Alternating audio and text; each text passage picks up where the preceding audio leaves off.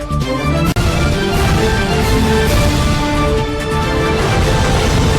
हैं यू भारत, हर वक्त सच के साथ।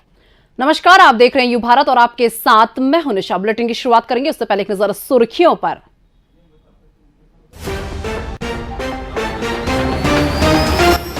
कांग्रेस के सोशल मीडिया पर 10 लाख फॉलोअर्स होने के दावे को गृह मंत्री ने माना काल्पनिक आंकड़ा। कांग्रेस को एक्चुअल की जगह वर्चुअल पार्टी ठहराया। 3 कृषि कानूनों की वापसी को कांग्रेस ने किसानों की जीत बताया। किसानों के साथ राहुल गांधी को डटे रहने का दिया श्रेय। कोरोना वैक्सीन के दोनों डोज लगवाने पर ही मिलेगी शराब। खंडवा में आबकारी विभाग ने जारी किया आदेश। कैमरे में कैद हुआ रिश्वतखोर पुलिस का दरोगा। शिकायत की जांच के लिए ले रहा था फरियादी महिला से 5,000 रुपए की रिश्वत। टाइगर स्टेट रहे मध्य प्रदेश के जंगलों में शुरू हुई टाइगर की गिनती। इस बार 4 चरणों में होगी बाघ की गणना।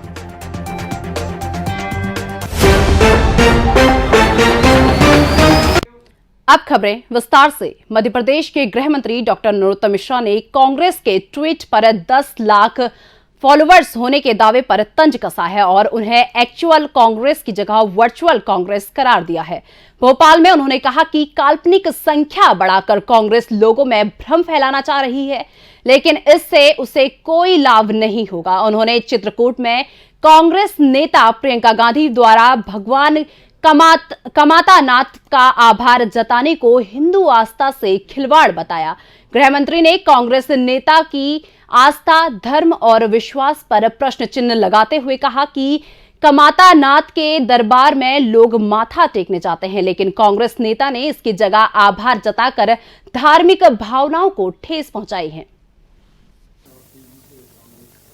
अब कांग्रेस एक्चुअल कांग्रेस तो रही नहीं है, वर्चुअल कांग्रेस हो गई है और इसलिए अब वो वर्चुअल पे ही ज्यादा ध्यान दे रहे हैं। न तो एक्चुअल नेता रहे उनके यहाँ, न एक्चुअल कार्यकर्ता रहे।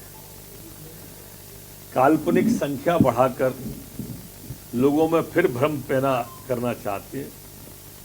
अब कांग्रेसी इसी बात पर जश्न मना लें और ट्वीट करते रहे कि 10 लाख फॉलोअर हो गए।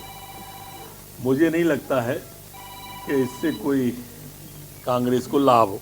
अब आप इससे अंदाज करें इनकी आस्था का और इनके विश्वास का और इनके धर्म का।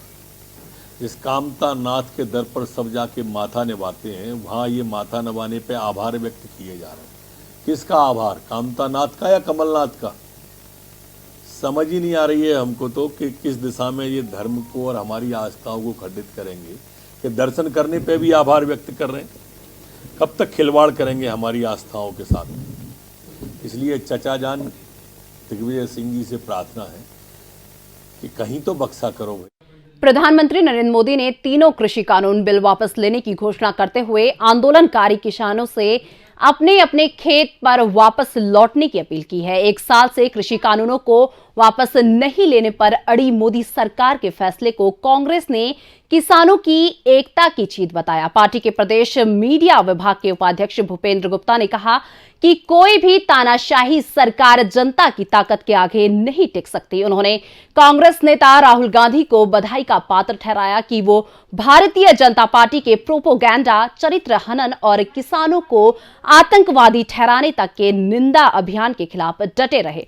उन्होंने कहा कि जो सरकार किसानों को कुचल देने वाले मंत्रियों को बचा रही थी, उसे खुद जमीन पर आने को मजबूर होना पड़ा। गुप्ता ने आज के दिन को किसानों और उन सारे राजनीतिक दलों के लिए जीत का दिन बताया जो किसानों के साथ एक निष्ठा से खड़े रहे। कृषि कानूनों को वापस लेना किसानों की एकता की जीत है। राहुल गांधी बधाई के पात्र हैं कि सारी प्रोपेगेंडा, निंदा, किसानों को कोसने, उन्हें आतंकवादी तक ठहराने की चेष्टाओं के विरुद्ध वे लगातार खड़े रहे। किसान अपनी एकता के साथ अपना संघर्ष करते रहे और अंततः उसकी जीत हुई। दुनिया की कोई भी तानाशाही सरकार जनता की ताकत के आगे टिक नहीं सकती है, ये इस जीत ने तय किया है। महंगाई के खिलाफ कांग्रेस द्वारा शुरू किए गए जन जागरण अभियान में जन समर्थन जुटाने के लिए पूर्व मुख्यमंत्री और राज्यसभा सांसद दिग्विजय सिंह कमर कसकर जुट गए हैं। इसके चलते वे न केवल जगह जगह आयोजित पद यात्राओं में शामिल हो रहे हैं, बल्कि प्रभात फेरियों के माध्यम से भी आम जनता तक पहुंच रहे हैं। इसी तारतम्य में दिग्विजय सिंह देवास जिले के नेमावर में निकाली गई प्रभात फेरी में शामिल हुए। नर्मदा के नाभि कुंड के किनारे सुबह 5:30 बजे जन जागरण अभियान के अंतर्गत निकाली गई प्रभात फेरी में बड़ी संख्या में कांग्रेस जन भी शामिल हुए और महंगाई के खिलाफ अलख जगाने की कोशिश की।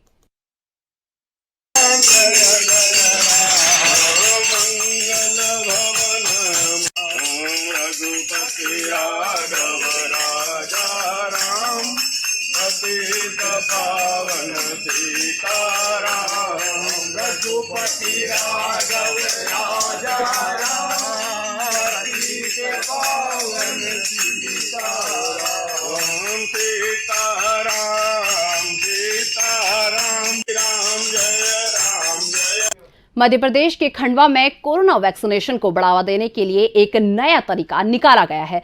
जिले में जो भी लोग शराब के शौकीन हैं, अब उन सभी के लिए कोरोना वैक्सीनेशन जरूरी हो गया है। दरअसल खंडवा आबकारी विभाग ने आदेश जारी किया है कि शराब खरीदने वालों को वैक्सीन के दोनों डोज लगे हैं या नहीं, इसको चेक करने के बाद ही अब उन्हें शराब दी जाएगी। आदेश में शराब विक्रेताओं को निर्देश दिया गया है कि शराब खरीदने वालों को टीका लगा है या नहीं, ये देखने के बाद ही उन्हें शराब दी जाए। जिले में देसी शराब की 56 और विदेशी शराब की 19 दुकानें संचालित हैं। अब आबकारी अधिकारी आरपी किरण ने बताया कि जिला प्रशासन ने उन्हें आदेशित किया था कि शराब पीने वालों के लिए भी वैक्सीनेशन के दोनों टीके लगाना जरूरी है और जिन्होंने टीका लगवाया है केवल उन्हें ही शराब बेची जाए। इस कारण ये यहाँ लोकल प्रशासन ने जो आदेश दिए उसके तहत हमने यहाँ पे आदेश निकाला है कि जिसके दोनों डोज लग गए हों उसी को हम दारू की बिक्री करेंगे।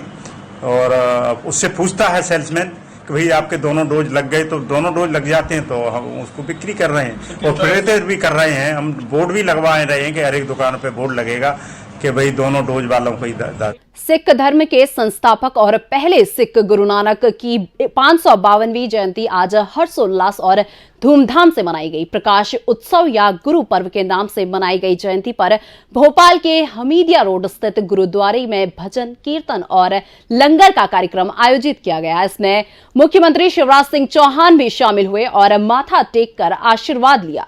गुरुद्वारा कमेटी ने मुख्यमंत्री को शॉल श्रीफल देकर सम्मानित किया। इस मौके पर भोपाल के जिला कलेक्टर अविनाश लवानिया सहित वरिष्ठ प्रशासनिक अधिकारी मौजूद रहे। परमवीर भाइयों, अमरीक जी हो और रंजीत जी हो, उसमें वो तो गुरु स्थान है, उन्हीं का है। तेरा तुझको अर्पण क्या लागे मेरा, लेकिन वैधानिक प्रक्रिया जो करनी होगी करके वो लीज मिल जाए, इसका पूरा प्रबंध करेंगे आपके साथ बैठ के। और ये तो गुरु महाराज का काम है। एक बार मैं फिर प्रकाश पर्व पर आप सब बहनों और भाइयों को बहुत बहुत शुभकामनाएं देता हूं, बधाइयां देता हूं और गुरु महाराज के चरणों में प्रणाम करते हुए सबकी शांति की, प्रेम की, एकता की, भाईचारे की कामना करता हूं और आप सब सुखी हो, यही उनसे प्रार्थना है। जो बोले सो निहाल। कानून के मुताबिक रिश्वत लेना और देना अपराध है और रिश्वत लेने देने के आरोपी को 3 से लेकर 7 साल तक की जेल और जुर्माने की सजा हो सकती है। इसके बावजूद शहडोल के जयसिंह नगर पुलिस थाने में खाकी वर्दी आरोपी और फरियादियों से जमकर रिश्वत ले रहे हैं। ऐसा ही एक वीडियो सोशल मीडिया पर वायरल हो रहा है जिसमें थाने में पदस्थ एएसआई गुलाब सिंह मजदूर ग्रामीण महिला से 5,000 रुपए की रिश्वत लेते साफ दिखाई दे रहे हैं। दरअसल बीती 8 अगस्त को संतोष यादव नामक व्यक्ति ने मीराबाई बेगा के घर में घुसकर गाली गलौज और मारपीट की थी। मीराबाई ने इसकी शिकायत पुलिस थाने में की। इसकी शिकायत के दौरान एएसआई गुलाब सिंह ने उनसे 5,000 रुपए मांगे। तंगहाल महिला ने चांदी के जेवर गिरवी रखकर उनकी मांग पूरी की तो रिश्वतखोर पुलिस वाले ने फिर 5,000 रुपए मांगे। पुलिस की हरकत से क्षुब्ध फरियादिया ने एक शिक्षित परिचित की सलाह पर इस बार भी पैसे दिए, लेकिन उसका वीडियो बना लिया, जो पुलिस अधीक्षक अवधेश कुमार गोस्वामी तक पहुंच गया। लेकिन अब तक रिश्वतखोर पुलिस वाले पर कोई कार्रवाई नहीं हुई है। फिलहाल वक्त हो चुका एक छोटे से ब्रेक का। ब्रेक के बाद फौरन हाजिर होते हैं।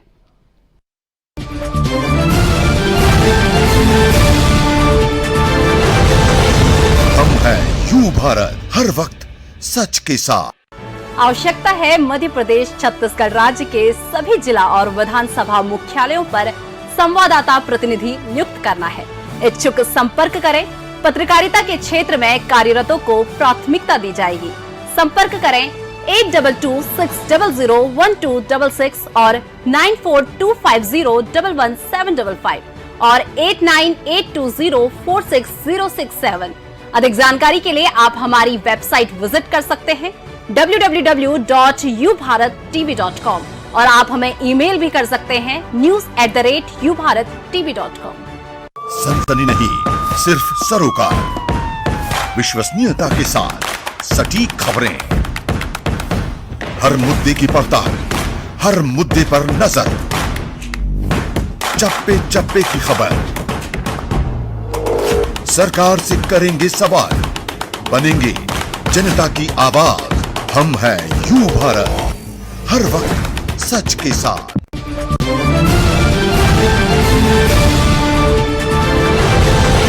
हम हैं यू भारत, हर वक्त सच के साथ। ब्रेक के बाद एक बार फिर से आपका स्वागत है। रुक करते हैं अन्य खबरों का। टाइगर स्टेट का दर्जा पा चुके मध्य प्रदेश के जंगलों में टाइगर की गिनती शुरू हो गई है। टाइगर्स की गणना इस बार 4 चरणों में होगी। पहली गणना में वन विभाग के बीट गार्ड 7 दिन तक ट्रांजिट लाइन के दोनों तरफ पैदल चलेंगे। वे पहले 3 दिन तक मांसाहारी जानवर, उनकी विष्ठा, पदचिन्ह और पेड़ों पर उनके नाखूनों के निशान देखेंगे और अगले दिन शाकाहारी जानवरों के पदचिन्ह और जंगलों में पाई जाने वाली घास का आंकलन करेंगे। यह गणना पूरी तरीके से पेपरलेस हो रही है और कागज के स्थान पर एम-स्ट्राइब मोबाइल ऐप का इस्तेमाल किया जाएगा। बाघ विचरण क्षेत्रों में संकलित जानकारी के डेटा का देहरादून में वैज्ञानिक तरीके से प्रशिक्षण के बाद गणना के आंकड़े जारी किए जाएंगे। भोपाल में सरेआम तलवार लहराते हुए और डांस करते हुए एक बदमाश का वीडियो वायरल हो रहा है। इस शातिर बदमाश का नाम फारूक मिनी बताया जा रहा है, जिसके खिलाफ विभिन्न पुलिस थानों में आधा दर्जन मामले दर्ज हैं। वीडियो में साफ देखा जा सकता है कि वो खुलेआम तलवार लहराकर लोगों में खौफ पैदा करने की कोशिश कर रहा है। फारूक वीडियो में अपशब्दों का प्रयोग भी कर रहा है। वो एक युवक को जबरन घर से बाहर खींचकर उसके गले में हाथ डालकर डांस कर रहा है और उसके आतंक से इलाके में सन्नाटा छाया हुआ है। हालांकि पुलिस ने अब तक इस पाशित बदमाश के खिलाफ कोई कार्रवाई नहीं की है।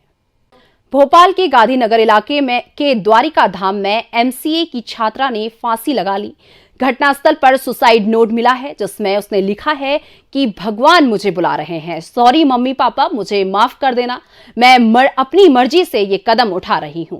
अनुदास नाम की मृतका के पिता रिटायर्ड आर्मी मैन हैं। बीती रात आत्महत्या से पहले अनु ने सभी के साथ खाना खाया और सोने चली गई। अगले दिन परिजनों ने देखा तो वो फांसी के फंदे से लटकी हुई मिली। पुलिस मामले की जांच कर रही है। थाना गांधीनगर में एक बच्ची के द्वारा, छात्रा के द्वारा फांसी लगा के सुसाइड किया गया, जिसमें सुसाइड नोट भी मिला है। पुलिस ने तत्काल कार्रवाई करते हुए मर्ग पंजीबद्ध कर लिया गया, एफएसएल द्वारा दिखाया गया। मर्ग जांच के दौरान जो भी साक्ष्य आएंगे वैसी कार्रवाई की जाएगी और पुलिस उसमें लगातार जांच जारी है। भोपाल के निशांतपुरा थाना पुलिस ने सरकारी विभाग में 4 पहिया वाहन किराए पर लगाने के नाम पर ठगी करने वाले गिरोह के मुख्य सरगना और 20,000 रुपए के इनामी बदमाश को गिरफ्तार किया है। भोपाल के भानपुर में सबरी नगर में रहने वाले मुख्य आरोपी 26 साल के राजपाल सिंह राजपूत के पास 1 करोड़ रुपए से ज्यादा कीमत के 13 4 पहिया बरामद हुए हैं। इस गिरोह के 5 सदस्य पहले ही पकड़े जा चुके हैं, जबकि एक अन्य अभी भी फरार है। पुलिस के मुताबिक आरोपी लोगों को शासकीय विभाग में 4 पहिया वाहन को किराए पर देने पर अच्छी राशि दिलवाने का झांसा देकर उनके वाहनों को ले लेते और दूसरे लोगों को गिरवी रखते अथवा बेच देते। ठगी का शिकार हुए लोगों की शिकायत पर पुलिस ने जांच पड़ताल की तो गिरोह का भांडाफोड़ हुआ। भोपाल में वर्चस्व के लिए बीती रात 2 पक्षों में जबरदस्त खूनी संघर्ष हुआ। इसमें आधा दर्जन लोग गंभीर रूप से घायल हो गए, जिन्हें इलाज के लिए अस्पताल में भर्ती कराया गया। छोला मंदिर थाना इलाके में रहने वाले बक्की सरदार और अजय कुचवादिया के बीच लंबे समय से विवाद चल रहा था। इसके चलते देर रात दोनों पक्षों के 100 से ज्यादा लोग आपस में भिड़ गए। उनमें पत्थर, लाठी, डंडा, तलवार के उपयोग के साथ फायरिंग भी हुई। सूचना मिलने पर पुलिस ने मौके पर पहुंचकर मामले को शांत किया। पुलिस ने दोनों पक्षों की शिकायत पर दोनों पक्षों के खिलाफ रिपोर्ट दर्ज करके जांच शुरू कर दी है। भोपाल में अयोध्या नगर थाने की पुलिस ने मोबाइल और टेलीफोन टावर से सामान चोरी करने वाले शातिर चोरों को गिरफ्तार किया है। आरोपी के पास से अलग अलग टावरों से चुराया गया करीब 11 लाख रुपए का सामान बरामद किया गया है। मुखबिर की सूचना पर पकड़ा गए मोतीलाल चंडार नाम के आरोपी से पूछताछ की जा रही है, जिसमें नए खुलासे होने की संभावना है। फिलहाल इस बुलेटिन में बस इतना ही। मुझे दीजिए इजाजत। नमस्कार।